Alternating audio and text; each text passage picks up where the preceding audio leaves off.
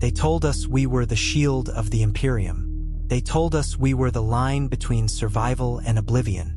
They told us that service in the Cadian shock troopers, the regiment outsiders whispered about with a mix of awe and dread, was the highest honor a hive-born soul could achieve. I wanted to believe them once, before the drills, before the losses, before the realization that our regiment was considered deadliest not because of skill, but because we were thrown into wars that devoured entire generations. Glory was a lie we repeated to keep ourselves from breaking. I was Trooper Dallin Ward, though names meant little in the Cadian barracks. We were numbers, ranks, and bodies to be spent with ruthless precision. Our training battalion occupied the deepest level of Bastion 12, a fortress carved into the bedrock of Castria Secundus, a fortress world that never slept. The walls were lined with memorial plaques older than the city itself, each one inscribed with the names of fallen troopers whose bones had long since turned to dust. Every day as we marched past those plaques, I wondered how many of us would be added before the year ended. The instructors said that questions like that were a weakness. I learned to keep them to myself. The drill yards were lit by dim industrial lamps that flickered whenever the power grid faltered, which was often. Smoke from nearby manufactorums drifted in constant sheets, burning the lungs of recruits who hadn't yet learned to breathe through pain. Our officers walked among us with expressionless visors and stun batons ready. They said fear sharpened us. They said hesitation killed more troopers than any enemy. Their words proved true only days later, when a recruit froze during a live-fire exercise and was shredded by an autocannon burst meant for the advancing target drones. We dragged what remained of him off the range in silence. After that, none of us froze again. Life inside the regiment was not about strength. It was about endurance. Endless drills that turned muscles into aching bands of fire. Endless inspections that reduced personal identity to a checklist of compliance. Endless sermons from the regimental chaplain reminding us that our bodies were property of the Imperium, our deaths a currency in its eternal ledger. Some recruits clung to faith like a lifeline.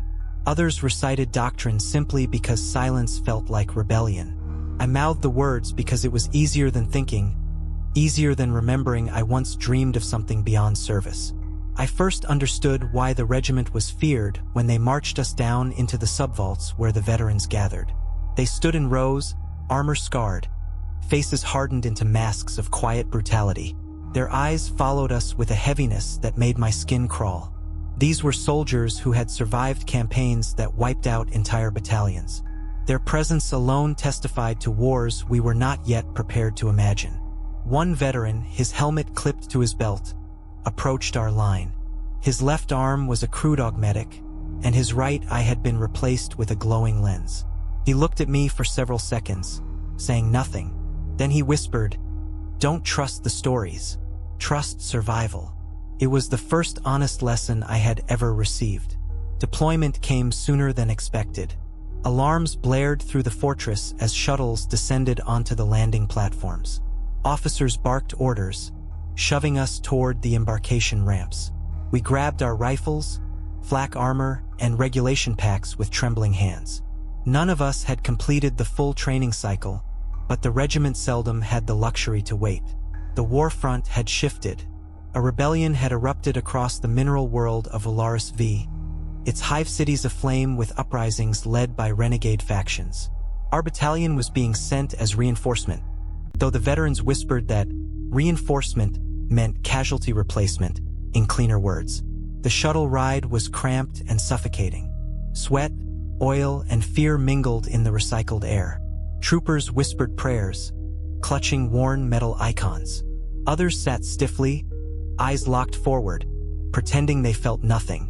I gripped my rifle so tightly my knuckles paled. Across from me sat Corporal Rin, a veteran with a scar that split his upper lip. He leaned toward us recruits and said, "Whatever you think war is, you're wrong. And whatever you expect from the regiment, expect less. We live because we refuse to die. That's all." His honesty hit harder than any drill sergeant's blow. As the shuttle descended into Ularis V's atmosphere, turbulence slammed us against our restraints. Red warning lights flashed. Someone retched. Someone else began to cry silently. I felt only a cold weight settling in my stomach, heavier than the armor across my chest. When the hatch finally opened, hot winds carrying the stench of chemical fires rushed inside. The landing zone lay beneath a sky bruised by explosions. Artillery boomed in the distance. Sirens wailed. Smoke rose from shattered habblocks like the breath of a dying titan. And then I saw them, the regiment's frontline troopers, entrenched behind hastily welded barricades, firing into advancing silhouettes that moved through the ash like phantoms. Their armor was scorched, their helmets dented, their voices hoarse from constant shouting. They didn't look like saviors or heroes. They looked like men clinging to survival by sheer force of will. Our sergeant barked the order to advance. I stepped onto the battlefield for the first time, the ground trembling beneath artillery blasts. Only then did I understand the truth of the Cadian shock troopers. We weren't the deadliest regiment because we were fearless. We were the deadliest because the Imperium never let us live long enough to stop fighting. The first minutes of battle on Ularis V did not feel like combat. They felt like drowning. The air was thick with smoke, grit, and the acrid tang of burnt chemicals. Every breath scraped the back of my throat. Artillery shells burst overhead, shaking dust and debris loose from shattered gantries. The ground vibrated constantly beneath my boots, as though the planet itself was convulsing in agony. I had imagined battle would be a storm of clarity, a sharpened focus where instinct overrode fear.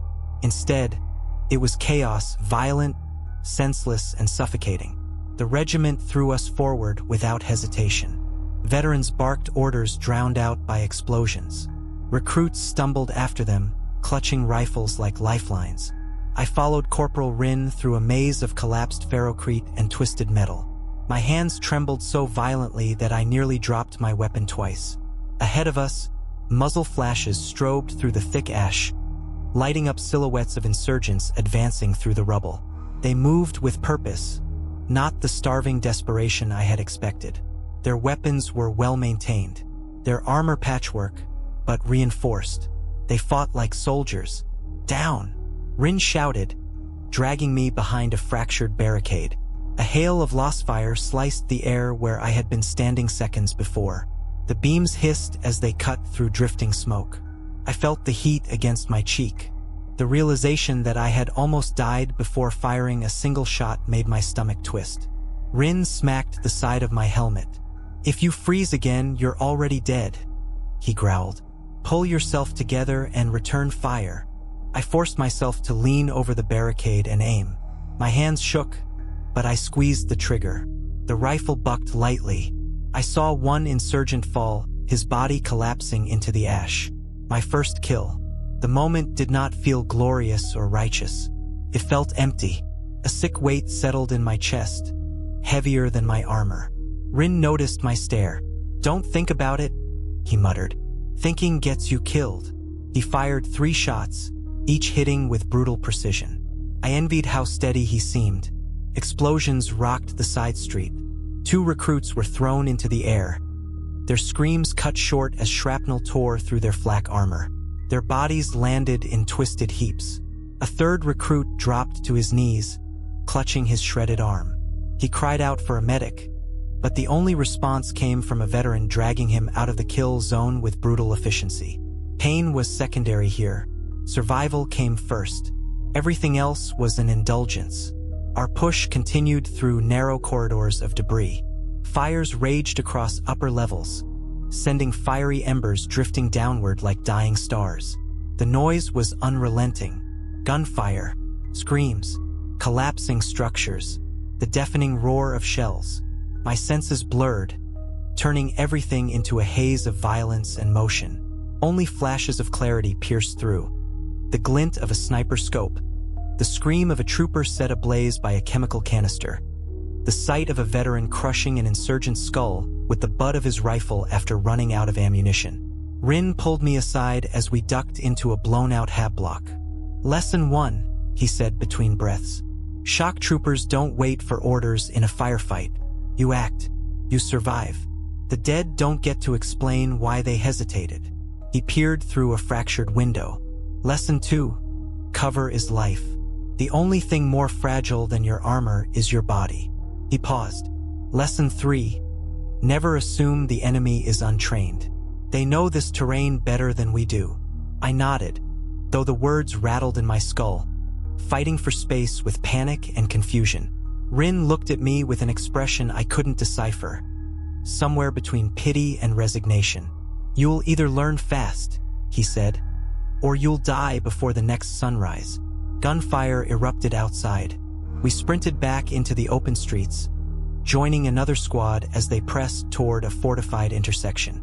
2 veterans carried a portable shield generator that sparked intermittently, barely holding against incoming fire. Insurgents had barricaded themselves behind overturned transports, turning the intersection into a choke point.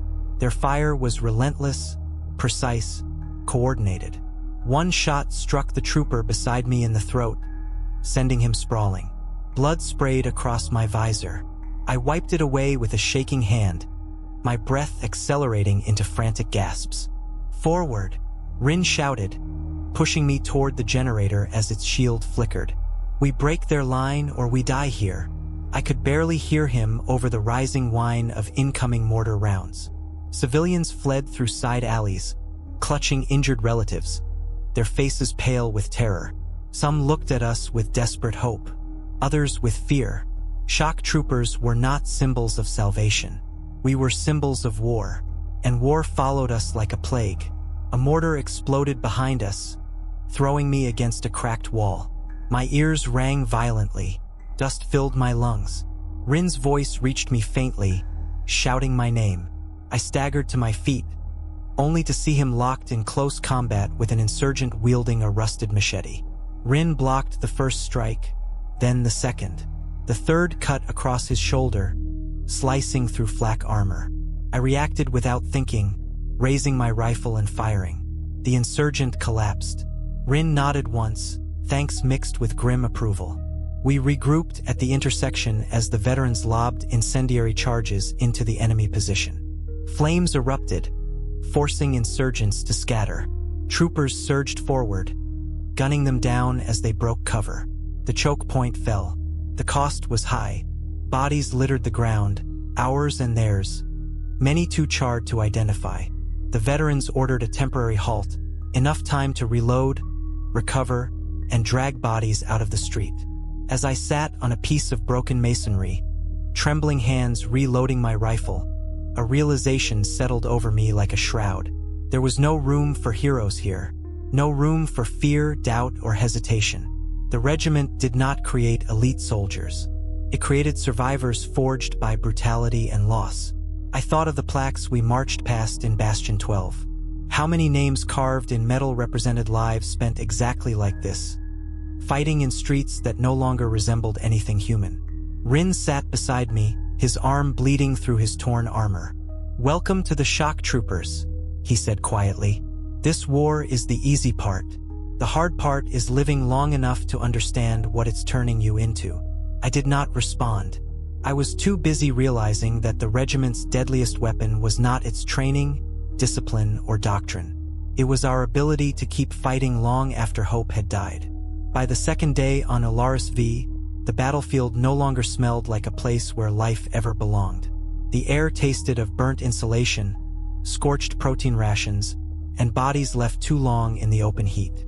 Smoke drifted in thick curtains between ruined hablocks, and the light that filtered through carried a sickly green tint, like the sky itself was infected. Sleep refused to come even in the rare moments of quiet. Every time I closed my eyes, I saw the faces of the recruits who had died in the opening engagements. Faces twisted in shock, fear, or the numb confusion that came when a life ended too fast to understand. We regrouped in the shell of an old transit station once used to ferry workers to manufacturing jobs. Now, the ceiling had collapsed in several places, turning the station into a jagged cave of bent ferrocrete and hanging power coils.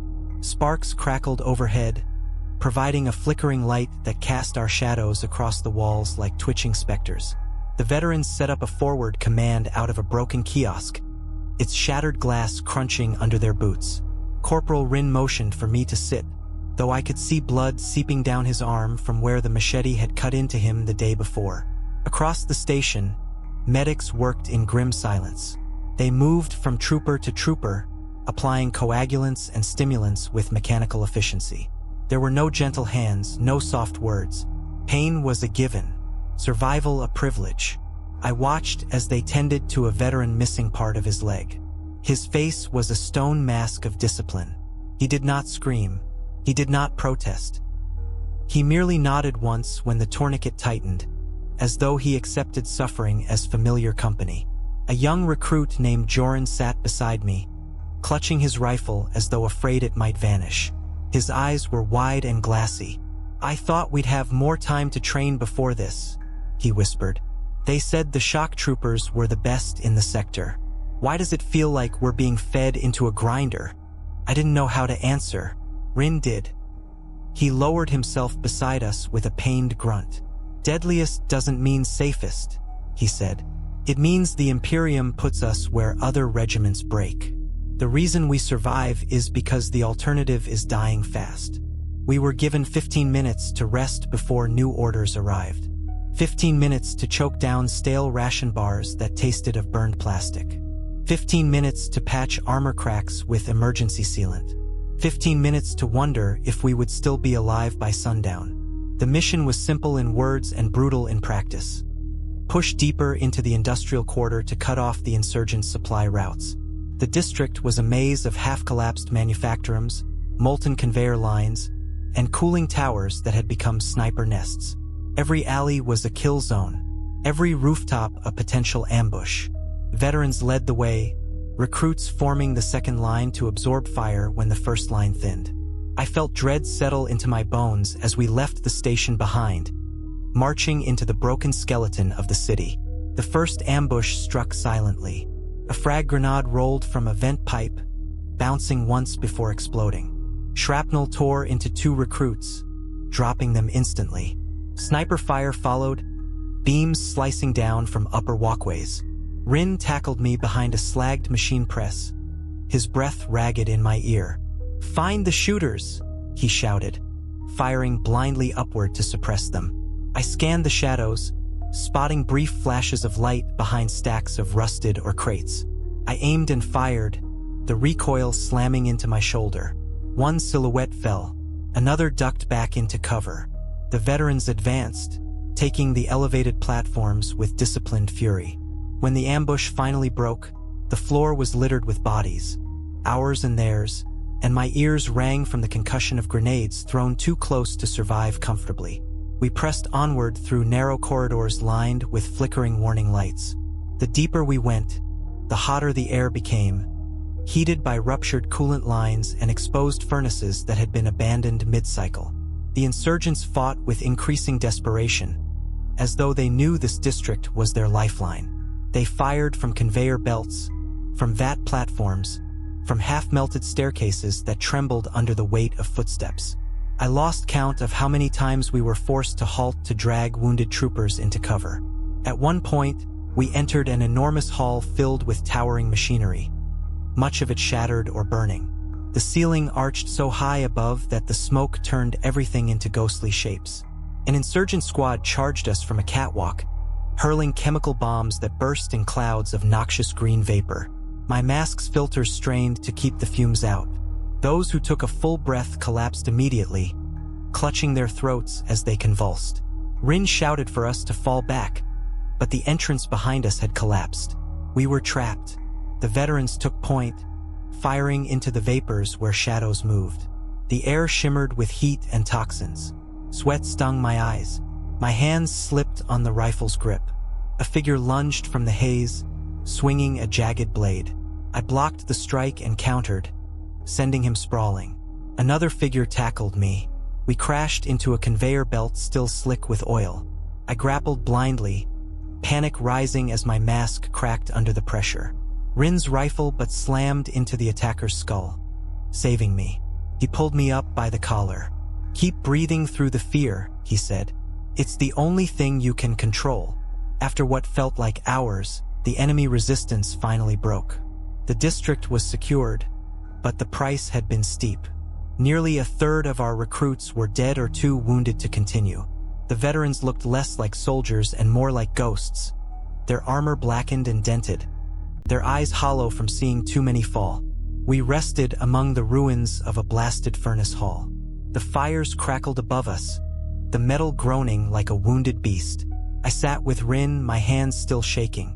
Joran sat beside us, staring at the blood on his boots as though seeing it for the first time. He whispered, "How do you live with this?" Rin didn't answer immediately. He stared out into the darkness, listening to the distant thunder of artillery. "You don't," he finally said. "You learn to carry it, because the regiment will not carry it for you."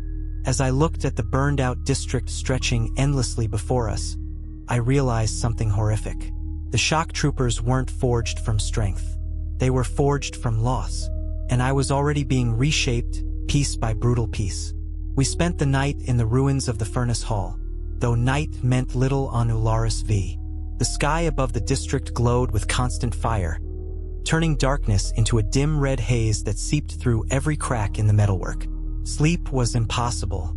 Between the distant artillery, the groaning of collapsing structures, and the quiet sobs of wounded troopers trying not to draw attention, rest felt like a luxury reserved for people who mattered more than us. Shock troopers didn't matter, not as individuals. Only the formation mattered, only the line. Rin sat beside me, tightening makeshift bindings around his shoulder wound. His arm twitched with each motion, but he ignored the pain. Pain was background noise, the same way fear was background noise, the same way death was background noise. He looked at me through the cracked visor of his helmet and spoke with a heaviness I had not heard before. "You're changing," he said. "Seeing it happen. You're less jumpy, less confused." "I don't feel stronger," I admitted. "You're not," he said. "You're just getting used to breaking." He wasn't wrong. By the time dawn crept across the furnace hall's shattered skylights, pale, anemic, filtered through smoke, we were ordered back into formation. A new deployment, a new push. The insurgents still held the upper promenade of Sector 9, a multi-level complex filled with worker dorms, supply elevators, and suspended walkways that hung like rusted spiderwebs. Veterans warned us that fighting there would be worse. Tight corridors, overlapping fields of fire, endless places to hide explosives. Shock troopers had lost entire platoons in sectors like that. We marched anyway. The promenade loomed before us like a broken cathedral, towering pillars fractured by shell impacts, dangling power cables sparking faintly in the haze. Civilians had once lived here, but now the corridors were littered with burnt bedding, overturned cooking units, shattered toys, and the dried streaks of blood long since trampled underfoot. War had no interest in preserving the things that made life worth living. As soon as we entered the lower levels, gunfire erupted from the upper balconies. 2 recruits fell instantly, their bodies collapsing without so much as a scream. Rin shoved me behind a support beam just as a loss burst tore through the air. Veterans returned fire, but the insurgents had entrenched themselves well. Their shots came in precise volleys, aimed to pin us, to break us, to scatter us through panic. "Up there," Rin barked, pointing toward a stairwell shrouded in smoke. "We take the height or we die down here." We sprinted toward the stairwell, weaving between pillars as debris rained from above. Troopers screamed warnings. Someone shouted for a medic. Someone else shouted that they were pinned. The stairwell itself was half destroyed, its steps warped and covered in rubble. Climbing it felt like ascending a mountain of broken bones. Halfway up, a frag charge detonated beneath the landing. The shockwave hurled several troopers backward, their bodies splattering against the floor below. My ears rang violently, my vision blurred. Rin grabbed my harness and dragged me upward. "Move!" he shouted, his voice distant through the ringing. "You stay still, you die." By the time we reached the top level, firefights were erupting across every walkway. Insurgents ducked behind barricades made of welded bed frames and overturned tables. Troopers charged, firing into cover, trading their lives for inches of progress. I joined them, firing at moving shadows, dodging return fire that lit up the walls in scorching bursts. Then I saw Joran. He had advanced too far ahead, taking cover behind a collapsed vent pipe. An insurgent flanked him from a side corridor. I shouted his name, but my voice drowned beneath the chaos. The insurgent raised a blade. Joran turned just in time to see it descend. I fired. The shot tore through the insurgent's chest. He fell backward. Joran stared at me, shock and gratitude mixing equally on his soot-streaked face. He mouthed thank you. A quiet, fragile moment in a storm designed to erase moments entirely. He didn't see the second insurgent. A single loss beam struck him in the side of the head. He fell instantly. No scream, no struggle. His body simply collapsed like a puppet whose strings had been cut. His rifle slid across the walkway and struck my boot. I froze. The enemy hadn't killed Joran. If I hadn't saved him from the blade, he wouldn't have been exposed to the shot that followed. Rin dropped beside me, firing into the corridor. "Ward!" he yelled. "Move! Move!" But I couldn't. Not for several seconds that felt like a lifetime. When I did move, it wasn't out of bravery. It was out of necessity. Shock troopers who couldn't move became bodies for others to step over. We fought our way across the final walkway, clearing the promenade with blood and fire. Insurgents retreated deeper into the hive, leaving behind traps, corpses, and walls scorched with desperation. When the gunfire died down, the silence pressed in like a physical weight. We regrouped near a collapsed statue of a local saint. Veterans counted what remained of us. Less than half. The dead lay in grim rows. Friends, strangers, boys barely old enough to shave. Joran was among them. I stared at his body until I felt something inside me crack further, deeper. Rin placed a hand on my shoulder. "Don't," he said. "I got him killed." I whispered. "No," Rin said quietly. "War killed him. You just happened to be standing close enough to see it." But his words did nothing to lift the weight. As we prepared to advance into the next district, I realized something terrible. The regiment didn't survive because we were fearless. We survived because there was nothing left inside us to break. And I was becoming one of them. By the 5th day of fighting on Olaris V, time had dissolved into a shapeless blur. Morning, night, rest, exhaustion, none of it meant anything. The war zone consumed every hour with the same grinding brutality. We pushed deeper into the hive's industrial underbelly, a labyrinth of slag tunnels, conveyor caverns, and rust-choked platforms where machinery still twitched intermittently, as if the planet refused to die quietly. The air grew hotter the farther we advanced, thick with fumes from ruptured reactors and molten metal leaking from broken vats. Troops coughed behind their masks, filters straining to keep the toxins at bay. Our boots clanged against steel grates warped by heat. Every step echoed through the cavernous chambers like a funeral march. Veterans led the way, shadows dancing across their scarred armor in the dim glow of hazard lamps that flickered like dying stars. Recruits followed with hollow eyes and trembling hands. I walked among them, no longer sure which group I belonged to. The shock of combat had worn off. The grief had become a dull throb at the back of my mind. My rifle felt like an extension of my arm. Survival felt more instinct than intention. Corporal Rin walked ahead, his limp more pronounced. His bandaged shoulder oozed through the makeshift wrappings, but he hid the pain behind a hardened expression. "Stay alert," he muttered. "The insurgents know this area. They want to bury us down here." The tunnel ahead stretched into darkness, lit only by emergency strips that flickered weakly along the ceiling. Strange metallic groans echoed in the distance, accompanied by occasional tremors that made dust rain down from overhead beams. We reached a command checkpoint where a veteran sergeant briefed us. His armor was burnt black, coated in so much soot he looked sculpted from charcoal. "Sector 11 is gone," he said bluntly. Insurgents blew the coolant lines. Half the area is flooded with scalding vapor. The rest is crawling with their elite fighters. He pointed toward a map scratched crudely into a metal panel. "We take the Purifier Tower. It's their stronghold. If it falls, this entire rebellion collapses." Rebellion. The word felt too small for the slaughter we'd endured. But shock troopers were not taught to question, only to obey.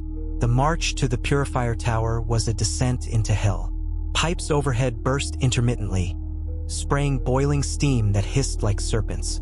Corpses of both troopers and insurgents lay half-melted to the metal floors, their armor fused to their skin. We stepped over them carefully, not out of respect but because the metal beneath them was still dangerously hot. The air shimmered with heat distortion, making shadows waver unnervingly. The deeper we went, the more the world seemed to blur between hallucination and nightmare. Gunfire erupted from above. Snipers perched on elevated walkways fired down at us. One recruit fell instantly, a beam punching through his visor. A second recruit staggered, clutching her chest, her armor smoking. Rin yanked us into cover behind a massive pipe assembly. "They're trying to funnel us," he shouted. We pushed left. Veterans threw smoke grenades, thick plumes rising into the upper gantries. Under the hazy cover, we sprinted across a narrow bridge spanning a molten waste pit. The heat from below burned through my boots, forcing me to move faster. Insurgents appeared on the other side, firing weapons cobbled together from mining tools. Their shots cracked against the railings as we closed the distance. Rin leapt over the barricade, tackling one insurgent with raw force. I followed, firing point-blank into the second. Sparks danced across the ground as more troopers swarmed the position. The fight was brutal and swift. Insurgents were driven back, but not before several more shock troopers fell. Their bodies slid limply across the bridge, disappearing into the glowing waste below. There were no screams, only a hiss as their armor dissolved. We regrouped at the base of the Purifier Tower, an immense structure rising through the cavern like a rusted monolith. Pipes snaked up its sides like veins. Smoke belched from vents along the tower's perimeter. The entrance was a shattered loading bay filled with burnt-out vehicles and overturned carts. Insurgents had fortified it heavily. Makeshift barricades lined the approach, guarded by fighters wearing reinforced plating scavenged from industrial machines. The assault began without ceremony. We charged under the cover of smoke and suppressive fire. Autogun rounds hammered the barricades. Lost fire sliced through the haze. I moved with the line, firing in controlled bursts. Insurgents returned fire with deadly accuracy. Troopers dropped around me, their flak armor offering little protection against concentrated volleys. A grenade detonated nearby, throwing a veteran off his feet and shattering half his faceplate. He rose anyway, firing blindly until a second blast tore him apart.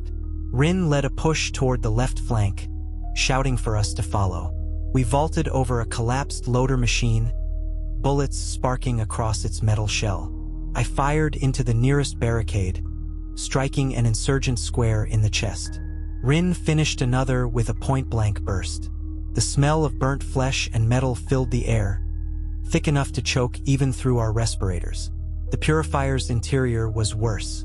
Dim red lighting cast long, twisted shadows across the narrow walkways. Machinery groaned around us, belching oily smoke. Insurgents appeared from branching corridors, firing from every angle. We fought through them with desperate, disciplined fury. Grenades rolled underfoot. Shrapnel sliced through armor. Flames burst from ruptured pipes, forcing us to duck or risk immolation. At one point, I became separated from Rin in the chaos. I stumbled into a lower control room filled with fractured monitors and sparking consoles. An insurgent lunged at me from behind a panel, his knife glancing off my pauldron. I slammed my rifle into his jaw, hearing the crack of bone, then fired into his chest until he stopped moving. My breathing grew ragged, my visor fogged, my hands trembled, but I kept going. I found Rin several chambers deeper, fighting off two insurgents at once. His movements were slower, his wounded arm barely able to lift his rifle. I shot one attacker in the back, then tackled the second, driving him to the ground. Rin nodded once, breathless. "You still breathing?" he asked. "For now," I said. "Good enough." We pressed upward toward the tower's central core, where a reinforced blast door stood sealed.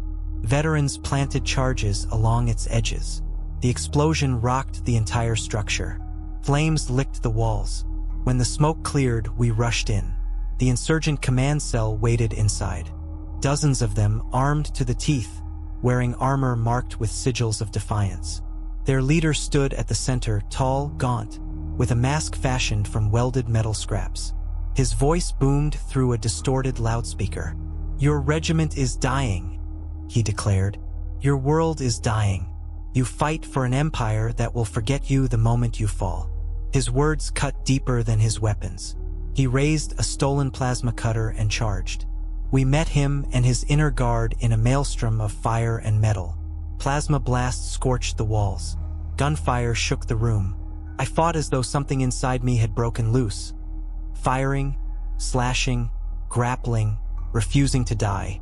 The leader swung his plasma cutter toward Rin. I intercepted him, my rifle absorbing the blow before failing with a shower of sparks. The heat seared my arm. Pain shot through my nerves. I forced myself forward, tackling the leader against a console. We struggled violently, his masked face inches from mine. Rin fired the killing shot. The leader collapsed. The remaining insurgents faltered. Veterans cut them down. Silence, thick and trembling, filled the chamber. Rin leaned against a wall, blood dripping steadily from his arm. He breathed heavily, each breath sounding like gravel grinding. I approached him, but he shook his head. "Don't fuss over me," he muttered. "I'll live. Maybe." But I saw the truth. I saw the way his eyes dimmed, the way his shoulders slumped. He was running out of time. Medics arrived minutes later. They worked over him quickly, but their expressions were grim. The wound was worse than he let on. Infection had spread through the torn muscle.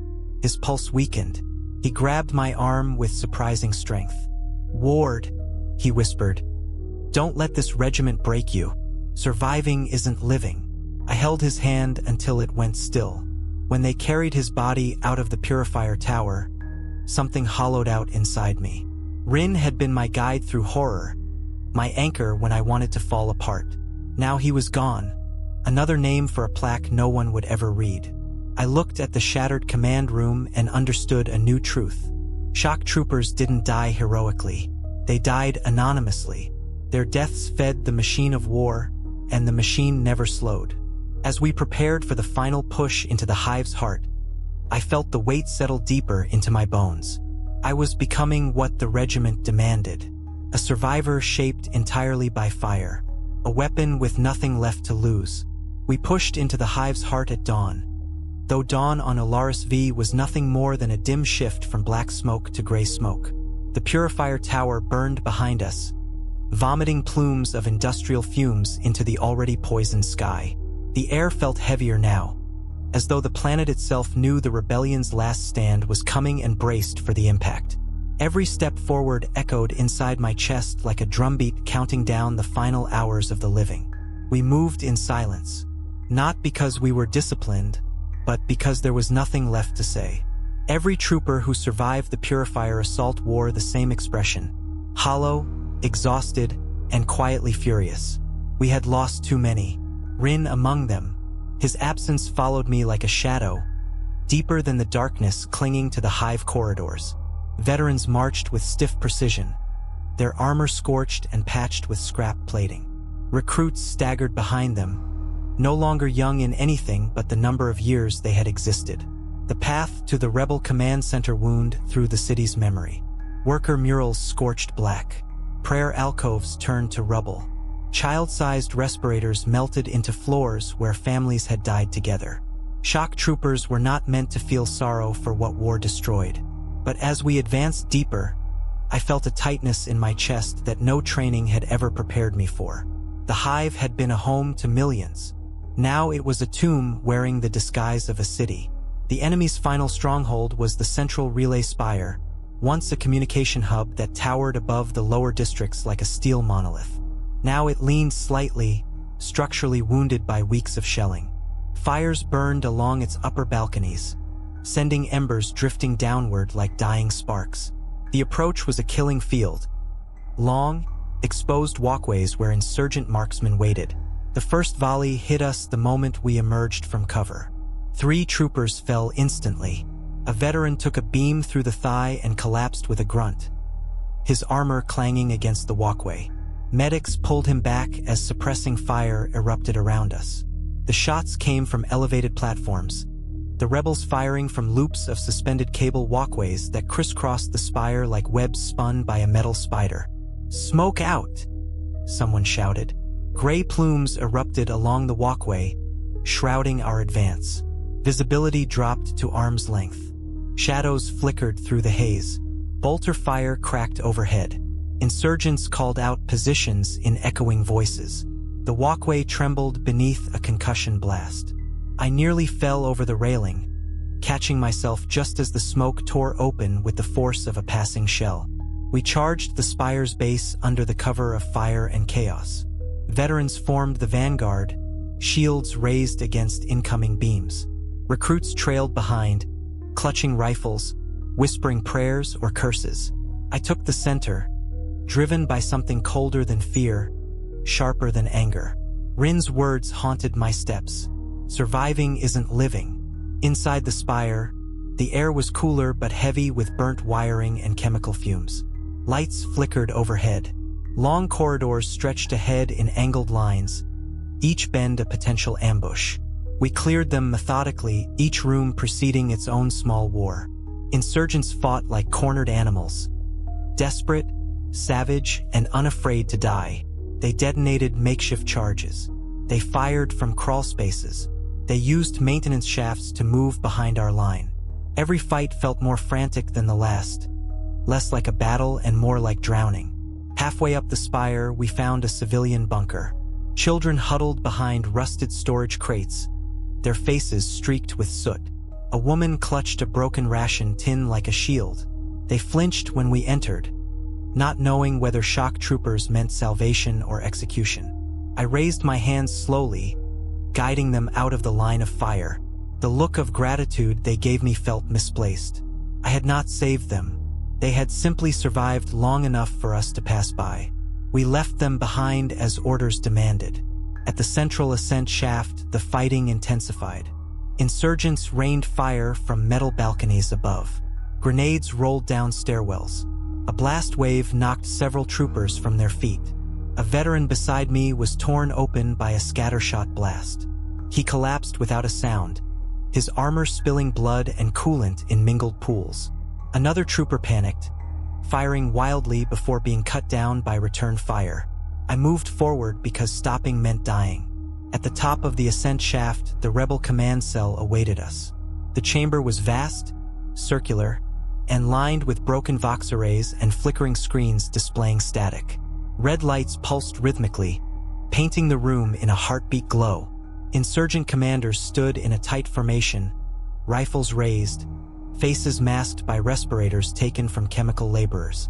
Their leader stepped forward, an elderly man with deep-set eyes, wearing a long coat patched with sigils of rebellion. He raised his weapon but did not fire. "You march into death and call it duty," he said. "You fight for an empire that devours your lives like fuel. We fight because we refuse that fate." His voice was steady, unbroken by fear. For a moment, his words pierced the fog inside my mind. Then the firing began. Shock troopers surged forward with ruthless precision. Gunfire filled the chamber. Grenades detonated. Smoke billowed. I advanced, firing in steady bursts, each shot pushing me closer to the rebel line. The leader retreated behind his guards. They fought with desperation, their last stand carved into the chamber's scorched walls. One guard tackled me, driving me into a shattered console. Pain flared through my side. I slammed my helmet into his mask, cracking the visor, then sent a burst through his chest. Another insurgent leapt toward me. I parried with the rifle stock and fired upward. He fell at my feet. The rebel leader stood before me, raising a trembling pistol. His hands shook, not with fear, but with exhaustion. I could see it now. He wasn't a monster or a zealot. He was tired. He was unwilling to kneel. He was fighting the same machine we served. He fired. The shot grazed my temple, tearing a hot line through my helmet. I staggered, then raised my rifle and ended his life with a single pull of the trigger. The chamber fell silent. Rebellion extinguished. Alaris V had been pacified. The victory report would praise the shock troopers' unbreakable resolve. It would list casualty numbers with clinical detachment. It would name the operation a success. But as I stood among the bodies, ours and theirs, I felt none of it. All I felt was empty. Outside the spire, the surviving troopers gathered. Less than a quarter of US remained. Veterans stood with bowed heads. Recruits stared blankly at the ground. Medics moved among the wounded, their hands trembling from exhaustion. I looked at the ruins of the hive, at the civilians who had lost everything, at the smoldering sky choking the horizon, and I understood the truth I had been becoming since the moment I stepped onto this world. The shock troopers were the deadliest regiment not because we were strong, but because nothing was left inside us to destroy. We were hollowed out, carved down, forged in suffering until only obedience remained. I lifted my rifle, feeling its weight settle into my palms like the inevitability of dawn. War would call again. The Imperium would demand more, and I would answer not because of faith or pride or glory, but because survival was the only thing the regiment had left to teach me.